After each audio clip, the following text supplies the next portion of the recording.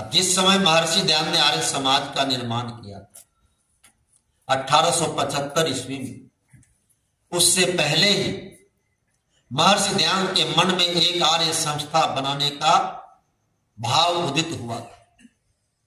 और आपको जानकर बड़ा आश्चर्य होगा, हमारे बिहार की धरती गौरवशाली धरती है। स्वामी दयानंद सरस्वती बिहार में सबसे पहले आरा में आए थे, भोजपुर, पटना बाद में आए। और जब भोजपुर आए तो आरा में उन्होंने एक आर्य सभा बनाई थी। 2 महीने तक वो सभा चली थी। उसके बाद स्वामी जी के चले जाने के बाद वो सभा मंद पड़ गई। उसके बाद और बहुत सारे विचार आए और अंततः 1875 ईस्वी में मुंबई के गिरगांव मोहल्ले में डॉक्टर मानेक चंद की वाटिका में जब आर्य समाज स्थापित हुआ और वह आर्य समाज पूरे भारत और दुनिया के इतिहास में स्वर्णाक्षरों में अंकित हो गया। अब यहां एक विचार हमारे मन में उपस्थित होता है कि स्वामी दयानंद ने आर्य समाज की स्थापना क्यों की, क्या आवश्यकता पड़ी। उस समय भी बहुत सारे मत मजहब चल पड़े थे, बहुत सा आडंबर चल पड़ा था, लेकिन आर्य समाज की स्थापना करने की आवश्यकता ऋषि के मन में क्यों आई। आर्य समाज के लोगों और आर्य समाज से इतर लोगों जो आर्य समाज को नहीं मानता, उनके लिए यह चुनौती है, ये चिंतन का समय है। अगर आर्य समाज की स्थापना ऋषि दयानंद नहीं किए होते तो जो आप मंदिरों में जाकर घंटा बजाते हैं, ये घंटा बजाने के लायक नहीं होता।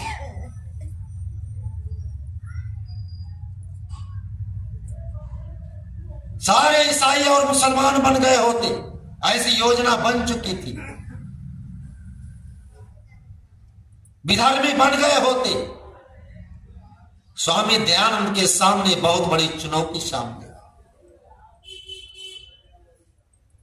स्वामी जी के जीवन को जब आप पढ़ोगे तो वहां स्पष्ट दिखाई देगा, अंग्रेजों ने 3 भयंकर योजना बनाई थी, 3 भयंकर योजना,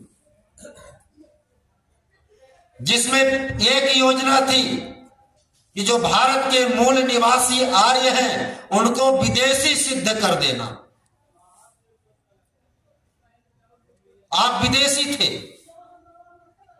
उसने ये इतिहास बदल दिया और लिख दिया कि आर्य भारत के मूल निवासी नहीं, आर्य तो बाहर से आए। और जब आर्य बाहर से आकर के यहां राज्य स्थापित किया, हम भी बाहर से आए, हम भी यहां पर राज्य कर रहे हैं, अपने साम्राज्य का विस्तार कर रहे हैं, इसमें बुराई क्या, हमें विदेशी सिद्ध कर दिया। तब स्वामी दयानंद ने इस चुनौती को स्वीकार किया और खोज किया। खोज करने के बाद अमर ग्रंथ सत्यार्थ प्रकाश में लिख दिया कि आर्य कोई बाहर से नहीं आए, आर्य भारत के मूल निवासी है। इसका प्रमाण उन्होंने दे दिया। बिना प्रमाण का कुछ नहीं है। नहीं तो आप अपने घर में ही विदेशी, जैसे कश्मीरी पंडित वहां से विस्थापित हो गए, कश्मीर उनके लिए विदेश हो गया, भागे। भारत के विभाजन में आर्य समाज को जितना बड़ा नुकसान हुआ है वो शायद किसी संस्था को नहीं हुआ, क्योंकि जिस समय भारत का विभाजन हुआ था उस समय लाहौर आर्य समाज का केंद्र था। और इस विभाजन में हमने बहुत संपत्ति वहां छोड़ दी, बहुत सारे विद्या छोड़ दी। इसलिए सज्जनों, आर्य बाहर के, आर्य भारत के मूल निवासी है, यह सिद्ध महर्षि दयानंद सरस्वती ने किया। दूसरी बात, इतिहास को बदला और वेदों के बारे में क्या कहा। वेद तो गरेड़ियों के गीत है, जो परम पिता परमात्मा की वाणी है, उसे गरेड़ियों का गीत सिद्ध करने का प्रयास किया। मैक्स मूलर वेद को लेकर के जब पढ़ने लगा, वेद का जो अर्थ था उसको गलत करने लगा, तब दयानंद ने उसे सत्यार्थ कर झंकृत किया। अज्ञान का अंधकार जो फैला था उसको हर लिया। इसलिए स्वामी दयानंद ने अंग्रेजों के इस चाल पर भी कुठाराघात कर दिया। कहा ना, वेद गृहणियों का गीत है, वेद सब सत्य विद्याओं का पुस्तक है, यह ऋषि दयानंद ने सिद्ध किया। वेद का पढ़ना पढ़ाना सुनना सुनाना सब आर्यों का परम धर्म है, धर्म ही नहीं परम धर्म कहा ऋषि। अब बताओ, अच्छा आर्य समाज के सिवाय संसार में कोई ऐसा संस्था है जो वेदों का प्रचार करता हो? कोई नहीं। बता दो आप। अवेदों का प्रचार क्यों? आप जितने भी माताएं बहनें बैठी हैं, महर्षि दयानंद ने मनुष्य मात्र को वेद पढ़ने का मार्ग प्रशस्त कर दिया। आज भी कुछ दुष्ट ऐसे हैं जो कहते हैं माताओं को गायत्री मंत्र पढ़ने का अधिकार नहीं है, उन्हें नहीं पढ़ना चाहिए, नहीं तो पाप लगेगा। अभी तीन धर्माचार्यों तथा कथित धर्माचार्यों का तो मैंने अपने कानों से सुना है। और सबसे बड़ी विडंबना क्या है, महिलाओं के हजारों की संख्या में जलसे लगे होते हैं, लाखों की संख्या में उपस्थित होती हैं, और उन्हीं महिलाओं के बीच में ये धर्माचार्य जो अपने आप को ठेकेदार समझता है धर्म का, ये कहता है कि माताओं तुम गायत्री मंत्र नहीं पढ़ना, नहीं तो पाप लगे। और ये महिलाएं भी चुपचाप सुनते रहते, बाबा जी ठीक कह रहे हैं, हम तो गायत्री मंत्र नहीं पढ़े। महिलाओं को वेद पढ़ने का अधिकार नहीं, ये आज का धर्माचार्य भी कह रहा, और उस समय भी कहा था। वेद पढ़ने पर प्रतिबंध लगा दिया था, वेद देख नहीं सकता था, अगर सुन ले तो कान में शीशा घोल करके गर्म कर करके डाल दिया जाता। महर्षि दयानंद जी महाराज ने इस मिथक को तोड़ा। अभी 6 महीना पहले टीवी में दिखलाया गया अनिरुद्धाचार्य, और ये कौन अपने बाबा बागेश्वर कहता है, धीरेन्द्र ब्रह्मचारी, और ये देवकी नंदन ठाकुर, इन तीनों ने कहा है कि महिलाओं को गायत्री मंत्र नहीं पढ़ना चाहिए। अच्छा गायत्री मंत्र पढ़ो, उसका अर्थ क्या है? हे प्राण प्रिय, दुख विनाशक, सुख स्वरूप, श्रेष्ठ, तेजस्वी, पाप नाशक, देव स्वरूप परमात्मा, हम आपको अंतःकरण में धारण करें, आप हमारी बुद्धियों को सन्मार्ग की ओर प्रेरित करें। क्या महिलाओं को यह अधिकार नहीं है कि बुद्धि की याचना परमपिता परमात्मा से करें? अरे महिलाओं ने भी अपने क्षमता के झंडे गाड़े, इतिहास साक्षी है। और आज कहता है महिलाओं वेद नहीं पढ़ो, यह कैसी विडंबना है? अगर इसका कोई प्रमाण है तो वो दे। आर्य समाज ऐसे लोगों को चुनौती दे। बहुत सारे ऐसे मंत्र हैं, ऋषि दयानंद ने हुई आर्य समाज की स्थापना नहीं की थी। आर्य समाज जब स्थापित किया, समाज में जब पाखंड अनाचार दुराचार फैला, तो ऋषि ने संकल्प लिया जब तक एक संगठन का निर्माण नहीं करेंगे तब तक वेदों का प्रचार नहीं होगा। इसीलिए महर्षि दयानंद ने आर्य समाज की स्थापना किया, और आर्य समाज की स्थापना का एक ही उद्देश्य था, वेदों का प्रचार। वेदों का प्रचार होना चाहिए था, और उसका उत्तराधिकारी आर्य समाज को बनाया। आर्य समाज की स्थापना का एक उद्देश्य वेदों का प्रचार, क्योंकि वेदों के प्रचार से ही अविद्या का नाश होगा और विद्या की वृद्धि होगी।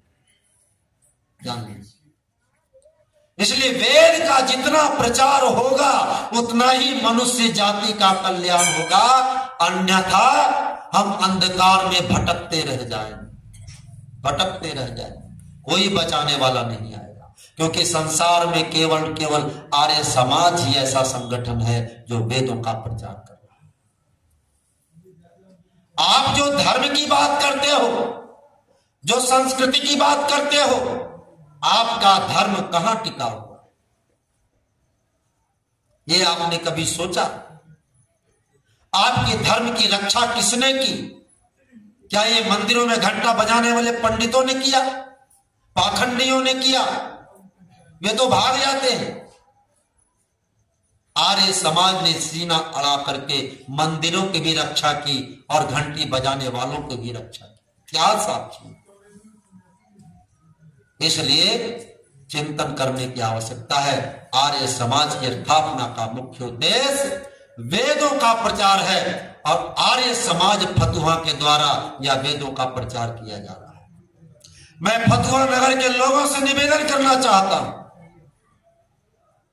इतना सुंदर अवसर आपके मध्य में आया है, बड़े बड़े विद्वान मनीषी संत आए हैं जो आपको ज्ञान की अजस्त्र धारा से सराबोर कर रहे हैं। अगर ऐसे अवसर का भी लाभ नहीं उठा पाए तो दुर्भाग्य के सिवाय कुछ नहीं कहा जाए, क्योंकि वेद पढ़ने का अधिकार मनुष्य मात्र को ऋषि दयानंद ने दिया है। आज सुंदर अवसर आया है वेदों पर व्याख्यान सुनने के लिए और सुनाने के लिए आपको आर्य समाज आमंत्रण देता है। इसलिए सज्जनों, स्वामी दयानंद ने अंग्रेजों की कुटिल चाल पर कुठारा घात किया, वेदों को मानव मात्र के लिए द्वार खोल दिया। वेद सब सत्य विद्याओं का पुस्तक है, यह मार्ग प्रशस्त किया महर्षि दयानंद ने। वेद हमारा मूल ग्रंथ है, वेद हमारा धर्म ग्रंथ है, इसको ऋषि दयानंद ने स्थापित। अगर आपसे कोई पूछे आपका धर्म ग्रंथ क्या है, अगर दूसरे ग्रंथों को बता देंगे तो फंस जाएंगे, लेकिन अगर जहां बता दिए हमारा धर्म ग्रंथ वेद है, वहां कोई फसावट नहीं मिलेगा, क्योंकि वेद तो सृष्टि के आरंभ से चला आ रहा है, जो परमपिता परमात्मा की वाणी है और वाणी मानवता के उत्थान के। तीसरी बात, अंग्रेजों ने हमारे अंदर हीनता का संचार किया। हीनता। मैकाले ने अपने बाप को पत्र लिखा था कि मैं उस शिक्षा व्यवस्था को भारत में लागू करने जा रहा हूं जिससे भारतीय लोग हाड़ मांस से तो भारतीय होंगे पर मन मस्तिष्क से अंग्रेज हो जाएंगे। आज हुआ कि नहीं? सूट बूट में चला कन्हैया बैंड बजाने। आज हम सूट बूट पहन लेते हैं, अपने आप को अंग्रेज की औलाद समझ करके स्वाभिमानी महसूस करते हैं। आज हमारे बच्चे हमारी संस्कृति को भूल गए। ऐसी शिक्षा दीक्षा भारत में आज चल रही है। ये भी मत सोच लेना कभी कि जो वैदिक शिक्षा बोर्ड लागू हुआ है उससे वेदों का उत्थान होगा, ऐसा होने वाला भी नहीं है, जान ले। क्योंकि वहां किसका भाष्य पढ़ाया जाएगा अभी तक स्पष्ट नहीं हुआ। अगर ऋषि दयानंद का भाष्य भारत के कॉलेजों में स्थापित हो जाए तभी भारत का कल्याण हो सकता है, अन्यथा पाखंड नहीं बढ़ेगा, विद्या का प्रचार नहीं होगा। और जब तक विद्या का प्रचार नहीं होगा तब तक भारत का उत्थान होने वाला नहीं। ये कभी न कभी दंश मारते रहेंगे विधर्मी। इसलिए महर्षि दयानंद सरस्वती ने जो स्वाभिमान था हमारा उसको जागृत किया, जो हम पर हमला करता था उससे सुरक्षा का एक कवच दिया और ये बतला दिया कि तुम उस पर कैसे हमला करो। प्रत्याक्रमण करना ऋषिवर दयानंद ने सिखाया। इसलिए आज चिंतन का विषय, आज हमें चिंतन करना होगा, सोचना होगा, विचार करना होगा। मैं पुनः फतुहा के लोगों से कहना चाहता हूं, 2 दिन और शेष बचे, समय निकालिए और यज्ञ में भी आहुति दीजिए और विद्वानों के भजन प्रवचन सुनकर के लाभ प्राप्त कीजिए। यहां से जो ज्ञान के जस्ट धारा प्रवाहित हो रही है, ये शायद कब होगा कुछ पता नहीं, लेकिन वर्तमान में जो हो रहा है इसे तो आप लाभान्वित हो सकते हैं। इसलिए मेरी माताओं बंधुओं, चिंतन करो आप। मैं चिंतन आपके समक्ष प्रस्तुत करता हूं। महर्षि दयानंद अगर नहीं होते और आर्य समाज नहीं बनता तो निश्चित रूप से हमारी धर्म और संस्कृति नहीं बचती। इसलिए ऋषि दयानंद को समझने का प्रयास करो। ऋषि दयानंद का जीवन जो है हमारे लिए अनमोल निधि है। उस निधि को अपने हाथ से जाने मत देना। स्वाध्याय करो ऋषि दयानंद के जीवन चरित्र का, स्वाध्याय करो ऋषि दयानंद के ग्रंथों का, आपके जीवन का कल्याण हो जाएगा। इसलिए एक रचना आपके समक्ष प्रस्तुत करता हूं, उसके बाद आचार्य जी के व्याख्यान सुनिए। बड़े यत्न से आर्य जनों ने बिगड़ा देश संभाला,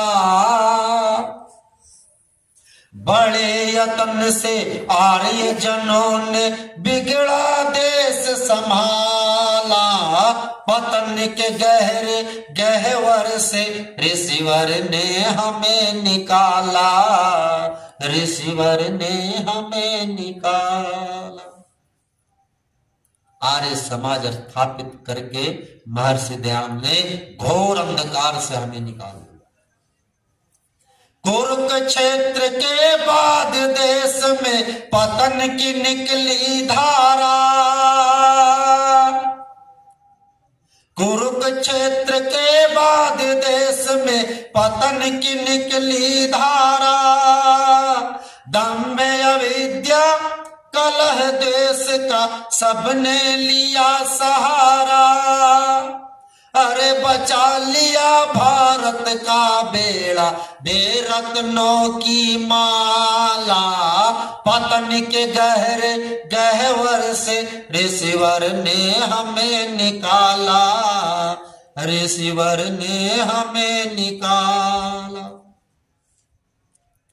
भारत की आभा प्रतिभा पर ग्रहण लगा था भाई,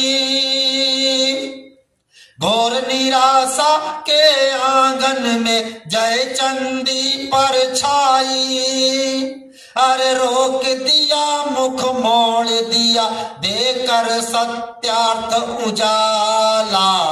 पतन के गहरे गहवर से ऋषिवर ने हमें निकाला, ऋषिवर ने हमें निकाला। काम न आया बुद्धम शरणम और अहिंसा नारा, बुद्धम शरणम गच्छामि। इतिहास का क्या हासिल हुआ सब जानते हैं। सम्राट अशोक कितना बड़ा प्रतापी राजा, चाणक्य का शिष्य था। चाणक्य के मरने के बाद दुर्मति को प्राप्त हुआ और अहिंसा परमो धर्मा में चला गया। पतन का प्रारंभ हो गया। जब योद्धा हथियार वार दे, बताओ क्या होगा। अगर विद्वान धर्म को त्याग दे, धर्म बचेगा क्या।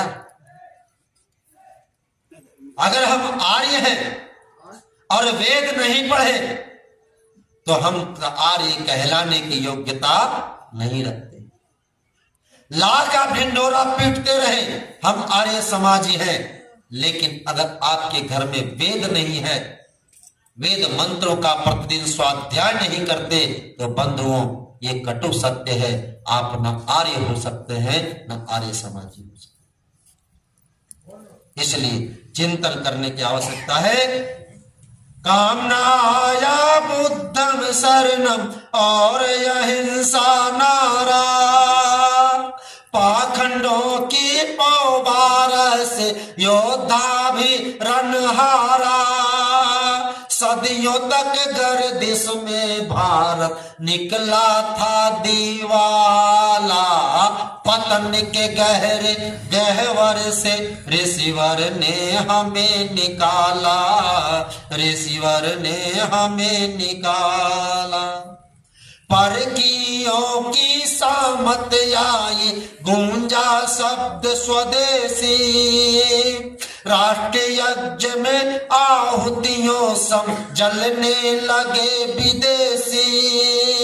आर्य वीर की अंगड़ाई से उठी क्रांति की ज्वाला, पतन के गहरे गहवर से ऋषिवर ने हमें निकाला, ऋषिवर ने हमें निकाला।